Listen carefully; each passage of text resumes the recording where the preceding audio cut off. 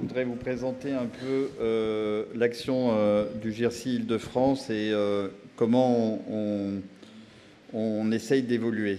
Alors, je m'appelle Christos Chouaït, je suis professeur de pneumologie et de santé publique à l'intercommunal de Créteil. Et donc, je coordonne avec Brice Martin, qui est le coordinateur administratif, le GIRC Île-de-France depuis juin dernier. Alors, pour qu'on comprenne d'où vient le GIRC, il faut savoir que c'est quand même quelque chose qui, au départ, est très hospitalo-centré et très centré sur les médecins et les médecins hospitaliers. L'ancêtre des GIRC, il y a 7 GIRC en France, un par région. L'ancêtre du GIRC, c'est une délégation interrégionale de la recherche clinique en 2005. Et c'est devenu le GIRC en 2012, groupement interrégional de recherche clinique et d'innovation. Et ça a été au début très proche de l'AP-HP, puisque l'AP-HP est le sang et le CHU de la région Île-de-France. Et c'est l'AP-HP qui a coordonné au début, pendant plusieurs années, le groupement interrégional de recherche clinique de l'Île-de-France. Les missions officielles, c'est des missions de formation d'information des professionnels, et donc pas que des médecins. Donc, un de nos objectifs, vous allez voir, c'est de sortir du champ purement hospitalier et du champ purement médical. On a une deuxième mission qui est d'aider à la réalisation de certaines missions spécifiques des promoteurs de recherche clinique. Et vous allez voir comment on essaye de répondre à cette mission. Et surtout, dans une région donnée, de mutualiser les compétences et les moyens et de faire des interfaces entre les établissements de santé impliqués dans la recherche. Alors, l'Île-de-France, c'est très compliqué, comme vous le savez. Dans la plupart des autres régions, il y a 1, 2, 3 CHU au maximum et qui concentrent la plupart des acteurs de recherche clinique et des hôpitaux, des établissements généraux, des établissements privés à but non lucratif, des services des armées, beaucoup plus rarement, et globalement, beaucoup moins d'activités de recherche dans ces établissements dans les régions hors Île-de-France. En fait, en Île-de-France, c'est extrêmement compliqué. Tout d'abord parce qu'il y a vraiment beaucoup d'établissements d'excellence. Il y a des nombreux acteurs, des acteurs de qualité, mais c'est une région complexe. Et vous savez bien qu'il y a des inégalités qui ne font que s'accroître. Alors, on dit toujours, on sépare toujours Paris avec l'approche banlieue et la lointaine banlieue, mais en définitive, lorsqu'on est plus attentif dans un même département, dans Paris, intramuros, il peut y avoir des inégalités également d'accès aux soins. Et ces inégalités sont encore plus criantes quand on compare des accès en Seine-et-Marne, par exemple, ou dans le 93 ou dans le 95. C'est vraiment un souci. Et comme ça a été dit par le représentant de l'ARS, on est intimement persuadé que mettre en place des actions de recherche, que ce soit des actions de recherche clinique ou de santé publique, permet un peu de limiter, d'amortir ces inégalités de santé. L'Île-de-France est une région également très complexe parce que la coordination de l'information, c'est compliqué. Et l'accès aux essais cliniques, à l'innovation, à quelques kilomètres, est extrêmement différente selon que vous êtes dans le sud de Paris ou par exemple à Corbeil, à Melun, c'est pas si loin, et vous n'allez pas avoir la même équité régionale pour accéder à l'innovation et aux essais cliniques. Quelques chiffres. L'AP, c'est 39 hôpitaux. C'est le premier promoteur d'essais cliniques en France, en Europe. C'est une grosse machine. Il y a 12 unités de recherche clinique. Il y a 2 unités spécialisées en économie. Ça représente 40% de la recherche clinique en France, et 10% de la valorisation public, donc en termes de brevets. Donc vous voyez déjà, on a un acteur qui est un acteur excellent, avec beaucoup d'atouts, mais dont la taille entraîne parfois des difficultés de fonctionnement, en particulier avec les autres acteurs de l'Île-de-France. Alors, quels sont les autres acteurs ? Il y a 2 centres anticancéreux, Gustave Roussy et Curie René Huguenin, qui sont des centres reconnus au niveau international avec une recherche de haute qualité, des établissements privés à but non lucratif, qui sont des caractéristiques de la région parisienne. Hein. Les autres régions n'ont pas d'établissements comme Foch, Saint-Joseph, qui, au niveau national, ont une réputation importante en termes de production scientifique. On a des centres hospitaliers qui sont très actifs, Versailles, Argenteuil, Créteil. Un service de santé des armées qui est également extrêmement actif. Je n'ai pas les chiffres, mais probablement... Je crois que c'est en Île-de-France qu'il est le plus actif. Il faudrait qu'on vérifie, mais je pense qu'ils sont vraiment très actifs entre Bégin et Percy. Et on a des nombreux établissements privés qui ont également une activité de recherche significative et des structures qui commencent à être coordonnées en ville et qui déploient des recherches cliniques sur les patients en ambulatoire. Et donc notre objectif, c'est de faire fonctionner l'AP et l'ensemble de ces acteurs. Et vous voyez, c'est quand même pas si simple que ça, parce que c'est un maillage assez complexe. Alors, Bastien Mézeret vous a parlé de la nouvelle gouvernance qu'on a essayé de mettre en place. On a décidé de travailler par collège. Alors, l'AP, comme vous pouvez le voir, c'est un collège à elle seule, hein. Mais ce n'est plus qu'un collège, c'est-à-dire que parmi les 6 collèges que vous voyez, les 5 collèges que vous voyez, l'AP a un collège, mais un seul. On a fait un deuxième collège avec les ESPIC et les centres anticancéreux parce qu'ils ont un statut juridique qui les rapproche. Un troisième collège qui est les établissements publics, y compris le service de santé des armées. Donc vous voyez un peu les noms des différents établissements. Et un collège, ça c'est assez innovant, de soins primaires. Et enfin, un dernier collège d'établissements privés à but lucratif, les cliniques privées qui ont une voie consultative. Dans cette gouvernance, l'ARS est également présente avec, comme ça a été dit, une voie consultative. Alors, ça c'était la gouvernance. Là, on a co-construit tous ensemble un projet scientifique pour les 3 ans qui viennent. Alors, ça, c'est vraiment une innovation organisationnelle. C'est qu'on n'a pas construit ça parallèlement aux missions et parallèlement au projet de l'ARS, mais on l'a co-construit avec l'ARS. Et ça, je crois que c'est fondamental. L'ARS, c'est quand même l'Agence régionale de santé d'Île-de-France. On ne peut pas continuer à s'ignorer et à avoir des objectifs et des champs d'action qui ignorent les priorités définies par l'ARS. Donc on a essayé de s'inscrire dans le PRS, le deuxième PRS, l'axe 3, pour toujours essayer de favoriser autour du patient un accès équitable à l'innovation en santé, tout en capitalisant sur ce qui avait été fait. Et donc on reprend ici les missions habituelles de la recherche clinique, mais vous voyez qu'on rajoute également quelque chose donc moi je suis médecin hospitalier, hein, qu'on ne fait pas forcément très bien, mais qui est une demande très forte, comme vous l'avez compris, de l'ARS, c'est l'évaluation des organisations et des parcours de soins innovants. Et ça, c'est vrai, c'est extrêmement... Dans ces temps où l'hôpital public et l'organisation des soins ambulatoires en ville connaissent des difficultés extrêmement importantes, dans ce temps où il y a des dispositifs innovants d'organisation, avec des consultations avancées, l'utilisation d'organisations basées sur les outils de l'Internet, il est important que nous aussi, on puisse, dans cette région comme l'Île-de-France, être capable de mettre en place des évaluations de ces organisations et de ces parcours de soins.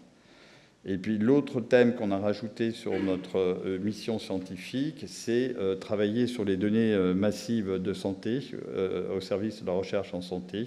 C'est tout ce qui est méga-base de données et intelligence artificielle. Le deuxième pan de notre travail, c'est une mutualisation des moyens. On est organisé aujourd'hui, si vous avez un projet de recherche, si vous avez un objectif, pour vous offrir une aide en termes de méthodologie, de pharmacovigilance, d'évaluation médico-économique.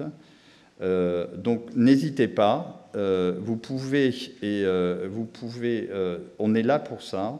À partir du moment où vous êtes un acteur en Île-de-France, on peut vous fournir des conseils en méthodologie, voir avec vous quel établissement membre du GIRC peut faire la pharmacovigilance d'un protocole de recherche où il y a un produit médicamenteux, vous aider à trouver une expertise médico-économique. C'est vraiment notre mission et il faut nous solliciter. On a également élaboré depuis plusieurs années un programme, un e-learning programme pour la formation en pratique clinique, l'accès à la veille réglementaire. Là aussi, si vous avez des questions réglementaires, il ne faut pas hésiter à nous solliciter. Et on a ce vaste projet d'essayer de cartographier les projets existants et les équipes actives en matière de recherche clinique en Île-de-France, mais c'est un projet qui est quand même assez difficile. Ensuite, ça c'est un peu l'organisation générale. Comment on va travailler par axe, par domaine de recherche? La méthodologie qui a été choisie, c'est de mettre en place des groupes de travail qui réunissent tous les acteurs concernés. Aujourd'hui, il y a 3 groupes de travail qui sont prioritaires. Un groupe de travail autour de la santé mentale, puisque le constat qu'on faisait, c'est qu'on avait un retard en Île-de-France sur la recherche dans ce domaine. Donc ce groupe de travail se réunit de manière régulière et va nous faire des propositions. Un groupe de travail sur les soins primaires qui a avancé très vite, qui a pu réunir l'ensemble des acteurs de ce domaine. Et le groupe de travail en recherche en soins, que je tiens à remercier puisque c'est lui qui est à l'origine de l'organisation de cette journée et de votre présence ici. Et on souhaite que ce groupe de travail de recherche en soins perdure, se structure et fasse des propositions. L'argent, c'est quand même le moteur de la guerre, hein. Quel est notre budget de fonctionnement annuel? On a un budget qui, historiquement, et d'année en année, ça ne bouge pas, de l'ordre de 2,5 millions d'euros qui nous est donné par la DGOS, mais essentiellement sur les activités de recherche en cancérologie. Vous voyez ici qu'on a 1,6 million qui va sur les soutiens en cancérologie sur les établissements qui ont une activité de cancérologie pérenne, et 900 000 euros pour les missions de soutien, donc tout ce que je vous ai énuméré, la méthodologie, les expertises médico-économiques, la pharmacovigilance, que vous pouvez encore une fois solliciter. Et ensuite, on peut avoir des financements complémentaires sur des projets définis. Le GIRC a par ailleurs la responsabilité du PHRC interrégional. Le PHRC interrégional a un budget annuel de 7 millions d'euros. Et donc, c'est des projets qui ne sont pas cantonnés au champ de la recherche hospitalière. Avoir des projets qui viennent des soins ambulatoires, avoir des projets qui sont des évaluations d'organisation en santé ou des filières de soins, ces projets sont parfaitement éligibles. Je ne vous cache pas qu'on a très peu de projets qui sortent du cadre de la recherche clinique hospitalière habituelle. Donc là aussi, c'est probablement quelque chose que tout doucement on doit pouvoir changer, mais c'est quand même très centré sur la recherche clinique hospitalière pour l'instant.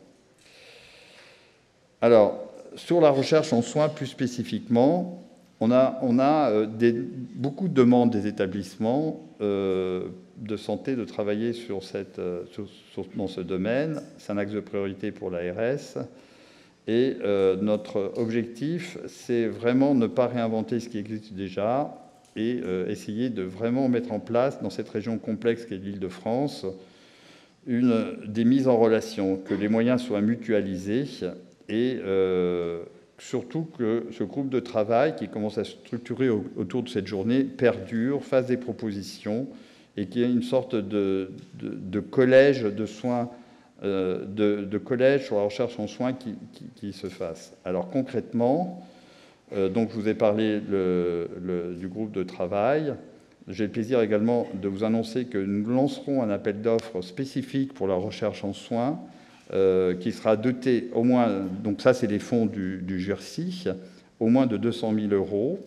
Et comme vous avez pu l'entendre de la part du représentant de l'ARS, il y a une réflexion également de l'ARS pour peut-être rajouter des fonds sur des projets spécifiques dans la recherche en soins dans le cadre de cet appel d'offres.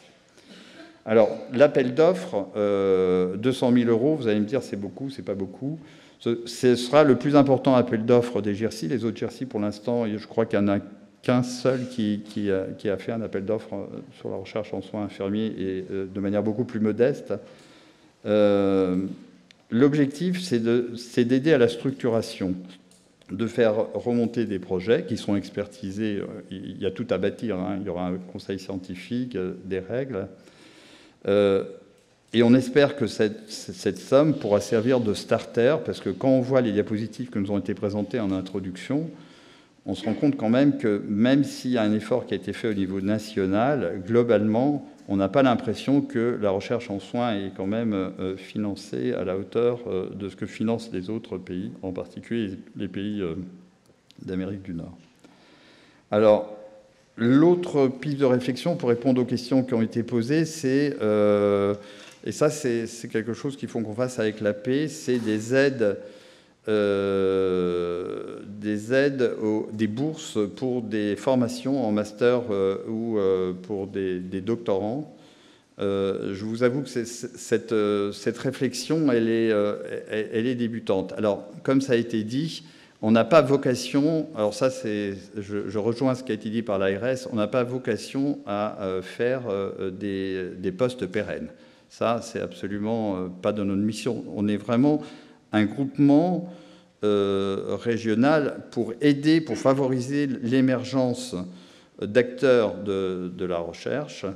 On ne peut pas créer des postes ni dans les hôpitaux ni à l'université. En revanche, c'est vrai qu'on a commencé à réfléchir sur un système qui permettrait à des personnes désirant de manière faire un M2 ou un doctorat d'avoir des bourses qui leur permettront de réaliser le projet. Je ne l'ai pas mis sur la diapositive parce que vraiment la réflexion est très débutante. Voilà un peu nos projets et notre plan de route sur les 3 ans qui viennent. Merci de votre attention.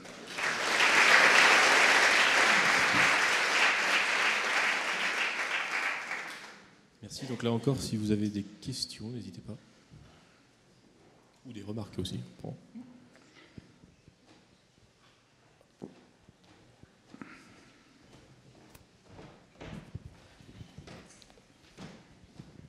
Bonjour, je me nomme Awa Mathieu, je suis médecin et doctorant de 3e année en santé publique. En fait, nous menons actuellement au sein d'une équipe de sciences infirmières au laboratoire éducation et pratique de santé à l'Université Paris 13, une étude dans laquelle nous aurons besoin d'un soutien méthodologique, médico-économique par exemple. Est-ce qu'au sein du GIRSI, on a ces ressources-là où vous allez nous orienter vers des ressources extérieures? Non, on va vous offrir, ça dépend de la qualité, le type de votre demande. On a la possibilité, ça dépend le mode de financement du projet. Enfin, il y a plusieurs niveaux de réponse, mais c'est pas nous qui allons, c'est pas à l'intérieur du GIRSI qu'on a un économiste de la santé en permanence. On travaille avec, on a des contrats de prestations avec des équipes, soit de l'AP, soit en dehors de l'AP. Ce qu'on a à l'intérieur du GIRSI, enfin à l'intérieur du GIRSI, très proche du GIRSI, c'est un méthodologiste qui est là, un professeur de méthodologie à Paris VSQ. Donc ça, la méthodologie est à l'intérieur du GIRSI, enfin à l'intérieur, très proche. L'économiste de la santé, on a un contrat de prestation avec des partenaires extérieurs. Cette prestation-là est payante ou gratuite? Ça dépend de votre recherche et du financement de votre recherche. Okay. Si c'est une recherche académique non financée d'un établissement membre du GIRSI, comme elle est pas payante, si votre projet est financé et payant. Vous pouvez par exemple solliciter le méthodologiste et si votre projet est accepté, vous remboursez la prestation du méthodologiste. S'il n'est pas accepté, c'est le GIRSI qui assure. Merci. Merci. Est-ce qu'il y a encore... Philippe.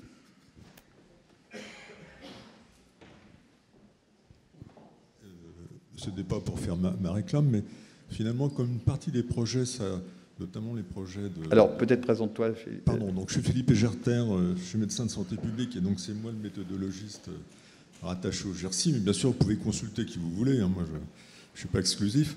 Non, ce que je voulais dire, c'est une certaine partie des projets de recherche, notamment des projets de recherche en soins, sont des projets, on va dire, qui participent des sciences humaines et sociales.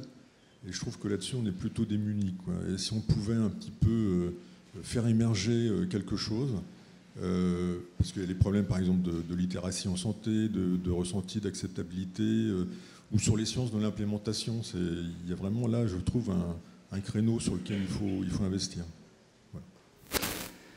Alors, il faut être très honnête, hein, quand même. Le GIRSI, là, on est en train de découvrir des nouveaux champs, d'avancer.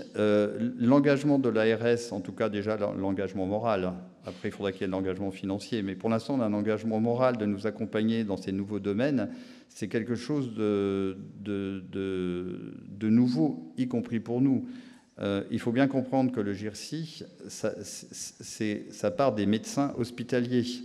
Donc là, on est en train de découvrir des nouveaux champs comme les soins primaires, comme la recherche en soins.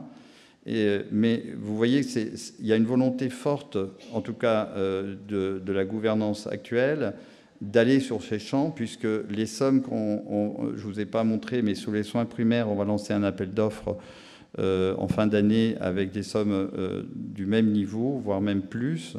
Et vous voyez, le choix qui a été fait par la gouvernance, c'est de ne pas utiliser l'argent actuellement disponible pour de la recherche hospitalière, je dirais, enfin très, très recherche clinique hospitalière, mais d'aller justement soutenir ces nouveaux champs qu'on doit construire avec vous, avec les soins primaires, avec les représentants de la santé mentale et avec les acteurs de la recherche en soins.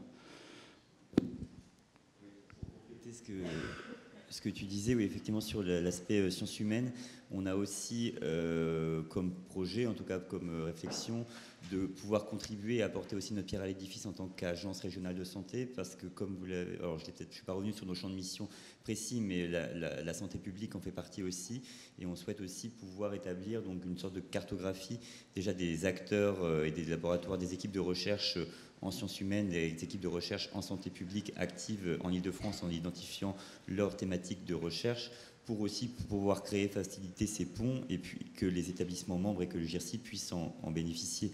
Donc c'est aussi voilà, des exemples de collaboration qui n'impliquent pas de financement mais qui peuvent créer une synergie et, en unissant nos forces. Et dont pourront contribuer notamment les projets de recherche en soins primaires, les projets de recherche en soins de manière générale. L'autre élément, c'est qu'on voudrait également qu'il y ait une plus grande visibilité sur tous les financements qui existent sur la recherche en soins.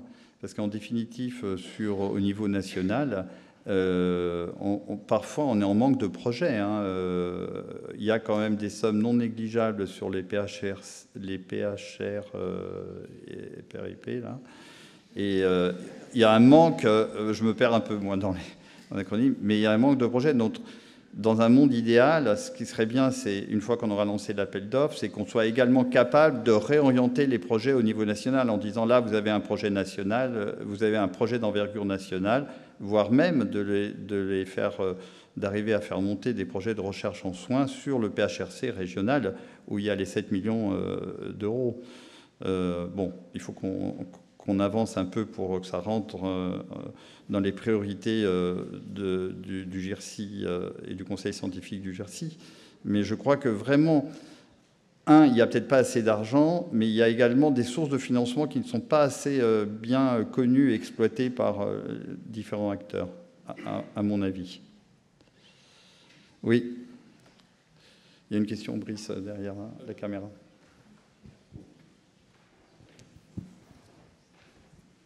Bonjour, je suis Bérangère Couturier, je travaille à la Sciences publiques et je coordonne la recherche en soins et je voulais souligner qu'on pouvait bénéficier de l'expérience des autres GIRSI, notamment le GIRSI Grand Est et le GIRSI SOHO, donc le Grand Sud-Ouest, qui ont déjà développé des appels à projets dédiés à la recherche en soins et qui aussi accompagnent, donc en fonction de l'objectif de l'appel à projet, ça peut être la construction d'études pilotes pour voilà, un palier vers le PHRIP. Donc vraiment, ils ont une expérience qu'ils sont prêts aussi à partager à l'échelle nationale.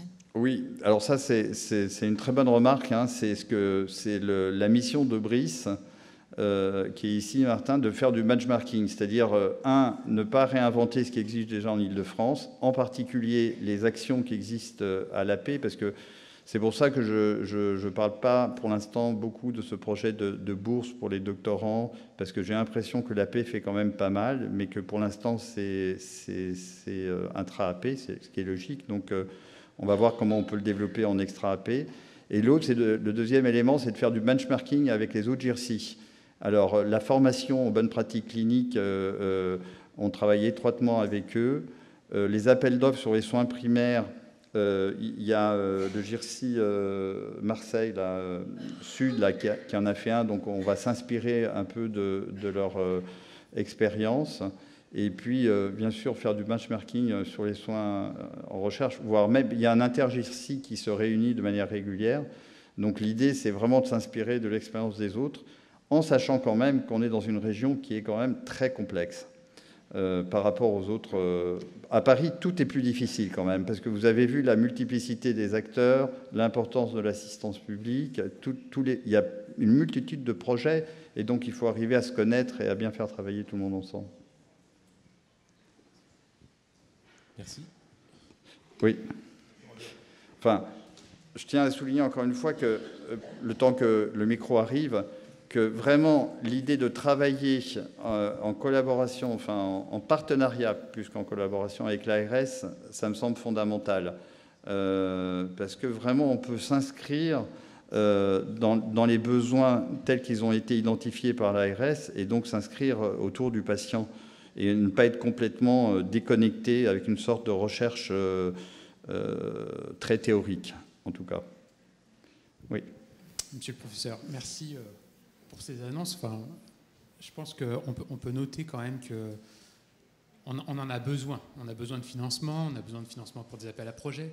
Les bourses doctorales, vous en parlez, ou des bourses pour master, en étant précautionneux. C'est vrai que l'AP a des moyens, on ne peut pas le contester, mais tous les établissements autour n'ont peut-être pas forcément les mêmes moyens, mais bon, c'est une discussion qu'on aura à d'autres moments, mais je pense que c'est important de continuer dans cette réflexion-là sur les bourses aussi. Donc moi, je tenais simplement à vous dire que je pense que les membres du groupe de travail sont heureux de voir les concrétisations de ces financements-là. J'ai une petite question qui n'est pas forcément pour moi, mais qui me semble importante de poser, c'est quand je suis un acteur, que je m'interroge pour faire de la recherche, on nous dit il faut nous contacter, il faut voir, mais comment on fait exactement? Est-ce qu'il y a un chemin particulier? Je fais une lettre d'intention, je la soumets, j'appelle Brice, j'ai un besoin, etc. Comment on fait? Alors, il y a deux éléments. Il va y avoir cet appel d'offres que le groupe qu'on va structurer avec l'appel d'offres. Donc là, c'est un appel d'offres. On espère que des projets remonteront, que ces projets seront structurés. Ce sera un appel d'offres habituel. Hein. Tout le monde, il faut qu'il y ait un taux d'acceptation qui ne soit pas de 100%, sinon c'est plus un appel d'offres. On essaiera d'ailleurs, en fonction des projets, de faire des cofinancements, peut-être avec l'ARS, peut-être avec d'autres acteurs, peut-être également avec l'AP. Il faut regarder s'il y a des appels d'offres spécifiques. Je crois qu'il y a un appel d'offres interne, non? Il y a un appel d'offres interne. Et voilà. Et puis, il y a une deuxième partie qui est, j'ai un projet, et il me manque, et il faut que je fasse j'ai un projet, je suis à Créteil, comme ça on parle dans notre établissement, je suis à Créteil et il faut que j'assure la pharmacovigilance. Nous à Créteil, on ne peut pas assurer une pharmacovigilance un peu compliquée. Donc j'appelle les GIRSI et je dis est-ce qu'il y a un établissement dans l'Île-de-France qui peut assurer la pharmacovigilance de mon essai? La réponse est oui, il y a 2 établissements, aide-moi, Gustave Roussy et Diaconès, et la Fondation Rothschild qui peuvent assurer la pharmacovigilance. Alors là, il y a 2 cas de figure. Soit il y a le budget qui est prévu dans le projet pour la pharmacovigilance et donc l'établissement va payer la pharmacovigilance dans le cadre de son projet. Soit le budget n'est pas prévu et on discutera de savoir comment c'est pris en charge. Vous voyez, on fait un rôle de go-between. Comme a dit Philippe, on ne veut pas que tous les problèmes méthodologiques remontent au GIRSI, mais vous avez une question à poser. Vous avez un méthodologiste. D'ailleurs, La semaine dernière, on a une idée d'essai sur Créteil. On n'a pas de méthodologiste. J'ai sollicité pour calculer un nombre d'effectifs sur une étude un peu compliquée. Ça, pour l'instant, c'est gratuit. Si le projet voit le jour et qu'il est fait par l'établissement, on remboursera la prestation au GIRSI. Si le projet ne voit pas le jour, voilà. C'est un peu comme ça que ça marche. Ça marche ainsi si vous avez un problème de formation aux bonnes pratiques, si vous avez un problème réglementaire, vous voulez interroger, vous avez un problème réglementaire, vous ne savez pas dans quel cadre rentre votre essai. Donc, vous envoyez un mot. Alors, soit vous connaissez quelqu'un qui peut vous répondre. Hein. On n'a pas non plus vocation à ce que tout remonte au GIRSI. Si vous avez quelqu'un qui peut vous répondre, vous sollicitez la personne. Si vous n'avez personne, on a un contrat de prestation avec un groupe. On a une veille réglementaire, c'est ça. Hein, et donc, on peut vous répondre à la question. Ouais. On essaye de mutualiser les moyens pour faciliter les choses. Oui.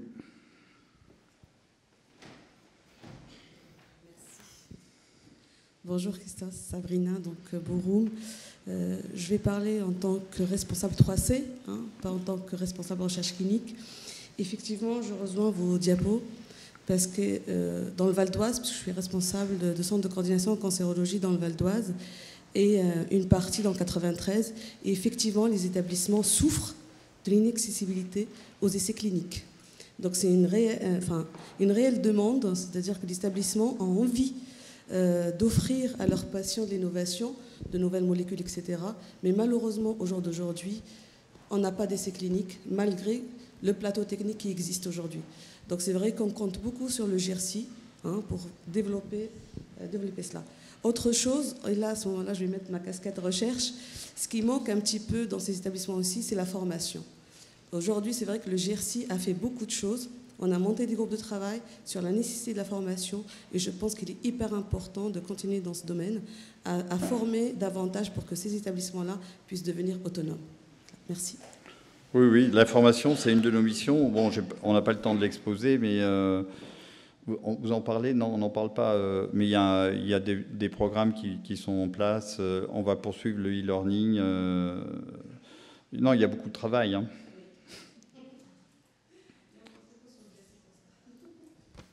Merci. Est-ce qu'il y a peut-être une dernière question avant la pause? Merci. Donc, je vous encourage vraiment à poursuivre les travaux dans le cadre du groupe de travail et puis de se retrouver peut-être dans 18 mois pour faire un point, ou dans un an, ça va être un peu court, mais dans 18 mois pour faire un point sur, peut-être avec plus de recherche pratique sur ce qui aura été fait. Donc, on est légèrement en avance par rapport au planning. Donc là, on fait la pause. Donc, on se retrouve à 11h15. Et donc, vous pouvez aller en salle capitulaire si vous voulez, là où vous étiez pour un petit accueil café, logiquement quelque chose de prévu.